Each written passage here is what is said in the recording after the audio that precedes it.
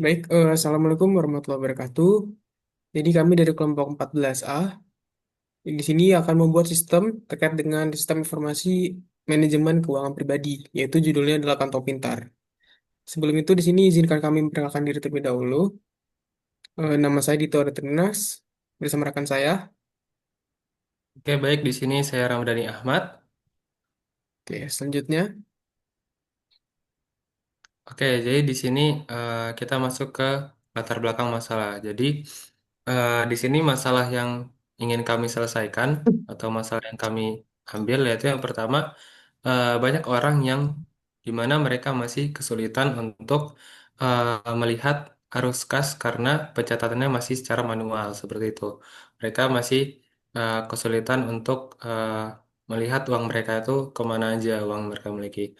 Kemudian juga transparansinya minim, yang dimana kurang kejelasan di mana uangnya itu digunakan untuk apa saja seperti itu. Sehingga di sini untuk solusi yang kami berikan itu adalah kami eh, akan membuat sistem yang mana dapat mengotomatisasi pencatatan dan memberikan analisis keuangan untuk membantu pengambilan keputusan seperti itu. Next.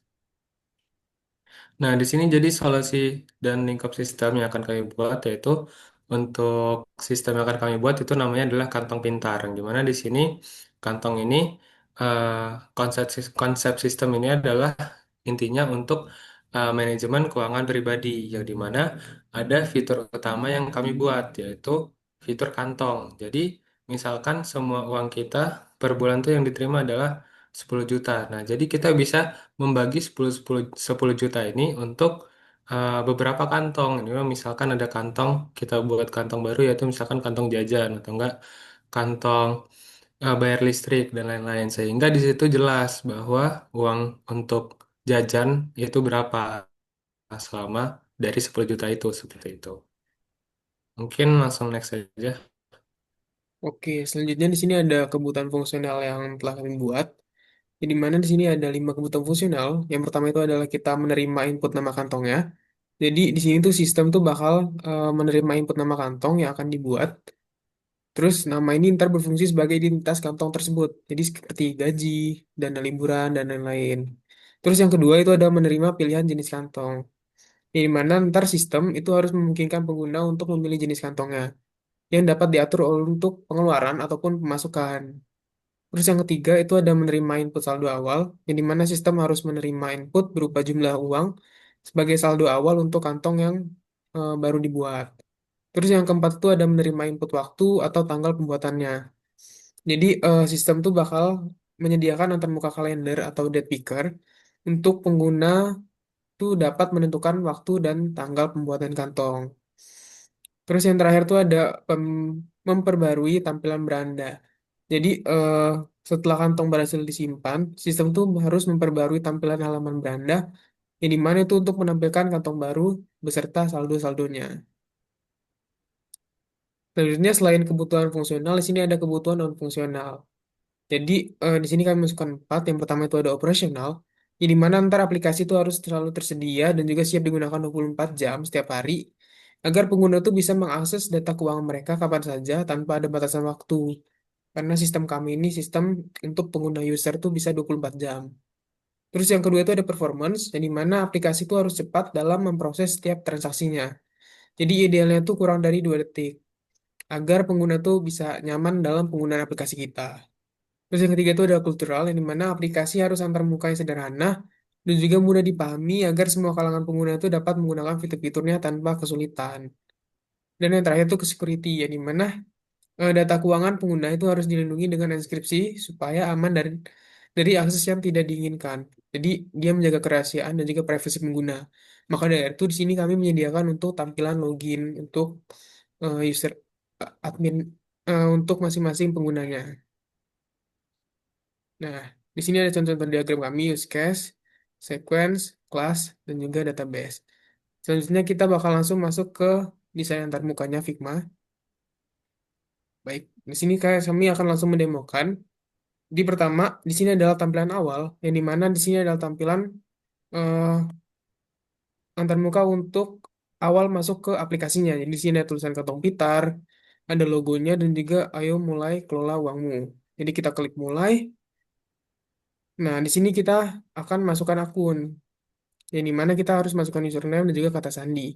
Kalau misalkan kita belum memasukkan akun, di sini ada fitur untuk kita registrasi. Nah, jadi kita registrasi terlebih dahulu. Kita di sini masukin username-nya, masukkan sandi, terus konfirmasi kata sandinya apa. Kalau udah kita masuk ke akunnya. Nah, ini adalah tampilan awal dari aplikasinya, yaitu Kantong Pintar. Jadi di sini ada tampilan bawahnya itu ada beranda, ada transaksi, ada plus yang dimana ini untuk buat kantongnya, terus ada grafik dan juga akun. Nah, di sini adalah tampilan berandanya, yang dimana di sini akan menampilkan pendapatan hari ini itu berapa, terus pengeluaran hari ini berapa, terus juga ada akumulasi untuk pendapatan bulan ini berapa, dan juga pengeluaran dari bulan ini itu berapa. Dan ntar akan tertampil total saldonya. Nah, di sini juga ada tampil total kantong yang telah kita buat. Ya, di mana di sini kita sudah mencontohkan itu ada kantong gaji dan juga kantong warung. Gaji 5 juta dan juga warung itu 2 juta. Kita bisa buat juga nih, misalkan kita mau buat kantong. Nah, di sini kalau untuk fitur pembuatan kantong, kita di sini harus masukin nama kantong yang akan kita buat, terus jenis kantongnya itu untuk apa, dan juga waktunya itu kapan. Dan saldo awal kita untuk kantong itu berapa. Seperti itu. Lalu klik simpan. Nah, lalu selain tampilan buat kantong, di sini ada tampilan akun. Nah, yang dimana untuk akun sendiri itu ada 3 bagian, yaitu ada edit profile, bantuan masalah, dan juga keamanan. Nah, di paling atas ini adalah tampilan dari si pembuat akun tersebut. Jadi kita bisa, misal kita pencet edit profile, nah di sini bakalan bisa untuk ngedit si profilnya.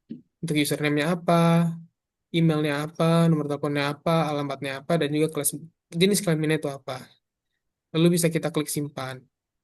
Nah, untuk selanjutnya itu bakal dijelasin oleh rekan saya. Oke, jadi selain menu beranda, di sini kita ada juga menu transaksi. Yang dimana di sini kita dapat melihat semua transaksi yang udah kita lakukan dan juga jika sudah terlalu banyak di sini juga ada fitur untuk mencari transaksi seperti itu.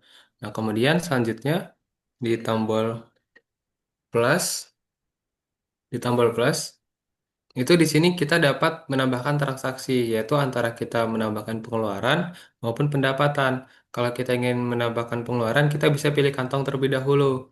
Jadi, pengeluaran ini akan bisa dilakukan tambah transaksinya jika kita sudah menambahkan menambahkan kantong. Misal tadi kita di beranda udah ada gaji. Nah, kita bisa pilih kantong dulu, misalkan ke gaji. Nah, kalau udah di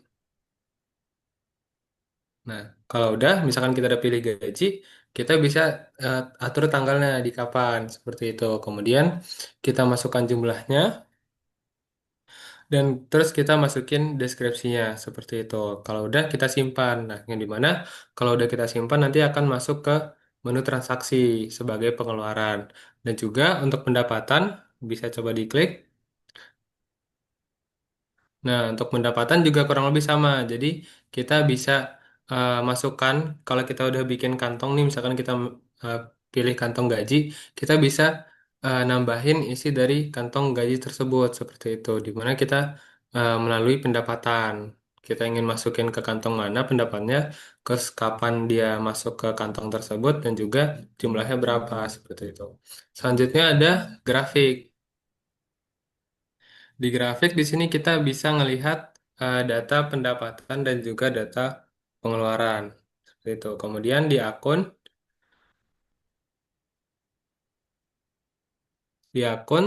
tadi eh, bantuan masalah ya. Nah, selain ada edit profil, di sini ada bantuan masalah, kemudian juga ada eh, keamanan. Jadi untuk bantuan masalah ini nantinya eh, nah, untuk bantuan masalah ini yaitu untuk kirim ke laporan. Jadi ada dua role, ada admin dan juga ada penggunanya. Jadi fitur ini untuk kalau ada seperti bug atau lain-lain yang bisa dilaporkan seperti itu atau masalah dari pengguna. Kemudian ada keamanan yang dimana kita bisa update email, ubah kata sandi, riwayat masuk dan juga verifikasi secara sidik jari seperti itu. Dan juga terakhir kita bisa log out, keluar seperti itu. Oke, mungkin eh, sampai situ dulu. Baik, cukup sekian presentasi dari kami berdua terkait dengan penggunaan sistem terkait dengan kantong pintar. Mohon maaf apabila ada salah-salah kata, kami akhiri. Wassalamualaikum warahmatullahi wabarakatuh.